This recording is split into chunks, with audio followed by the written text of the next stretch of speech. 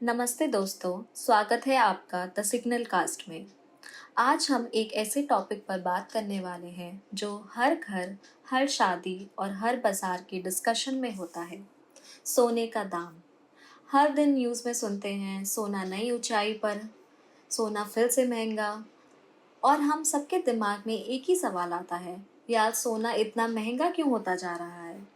तो चलिए इस एपिसोड में स्टेप बाय स्टेप समझते हैं गोल्ड के दाम हाई क्यों होते हैं, कौन से फैक्टर्स गोल्ड को महंगा या सस्ता बनाता है, इंडिया और दुनिया के रेट्स में क्या फ़र्क है, क्या फ्यूचर में सोना सस्ता हो सकता है या और महंगा होगा, और सिर्फ सोना ही नहीं, सिल्वर और दूसरे मेटल्स के दाम किस तरह से बढ़ते और घटते हैं। सबसे पहले बात करते हैं सोना इतना वैल्यूएबल क्यों है। इंडिया में सोना सिर्फ एक मेटल नहीं है, ये एक इमोशन है। शादी हो, दिवाली हो, धनतेरस हो, बिना सोना खरीदे काम ही नहीं चलता। हमारे कल्चर में सोना एक सिक्योरिटी ब्लैंकेट है, लेकिन इसके पीछे एक और रीज़न भी है। सोना दुनिया भर में एक सेफ हेवन एसेट माना जाता है। मतलब जब भी दुनिया में टेंशन होता है, जैसे रिसेशन, वॉर या इन्फ्लेशन, लोग तुरंत सोना खरीदते हैं क्योंकि सोना हमेशा अपनी वैल्यू होल्ड करता है। इसलिए जब भी वर्ल्ड में अनसर्टेनिटी बढ़ती है, गोल्ड की डिमांड ऊपर चली जाती है और नेचुरली दाम भी ऊपर चले जाते हैं। अब क्वेश्चन आता है, गोल्ड के रेट्स को एक्चुअली कंट्रोल कौन करता है। चलिए सिंपल लैंग्वेज में समझाते हैं। पहला, डॉलर की वैल्यू।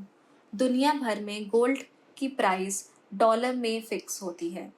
अगर डॉलर स्ट्रांग है तो गोल्ड महंगा होता है, अगर डॉलर वीक हो तो गोल्ड के दाम और बढ़ जाते हैं। इन्फ्लेशन और ऑयल के दाम। जब पेट्रोल डीजल महंगा होता है तो इन्फ्लेशन बढ़ता है। लोग अपना पैसा सिक्योर करने के लिए सोना खरीदते हैं। तीसरा, इंटरेस्ट रेट्स। अगर बैंक में इंटरेस्ट रेट कम है तो लोग वहाँ पैसा रखने से ज़्यादा सोना खरीदना प्रेफर करते हैं। चौथा, इम्पोर्ट ड्यूटी और टैक्सेस। इंडिया में सोना इंपोर्ट होता है। अगर गवर्नमेंट इम्पोर्ट ड्यूटी ज़्यादा लगाती है तो मार्केट में सोना और महंगा मिलता है। पांचवा, डिमांड और सप्लाई। शादी का सीज़न हो या दिवाली, डिमांड बढ़ जाती है और दाम भी चल जाते हैं। ऑफ सीज़न में थोड़ा नीचे आ जाता है। एक इंटरेस्टिंग एंगल ये भी है, हम सोना सिर्फ दाम के लिए नहीं कंपेयर करते, हम उसको एक लाइफस्टाइल और स्टेटस सिंबल भी समझते हैं। लेकिन जैसे मैंने पहले कहा, सोना एक बिजनेस भी है।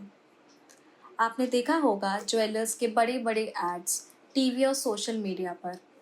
एक एक फ़ोटो शूट के लिए हाई टेक कैमरास यूज़ होते हैं, प्रोफेशनल लाइटिंग लगती है, मेकअप आर्टिस्ट और हेयर स्टाइलिस्ट बुलाए जाते हैं। एक सिंगल फ़ोटो के लिए लाखों रुपए खर्च होते हैं क्योंकि उन्हें पता है एक फ़ोटो से हज़ारों कस्टमर अट्रैक्ट हो जाएंगे। अब बात करते हैं ग्लोबल कंपैरिजन की।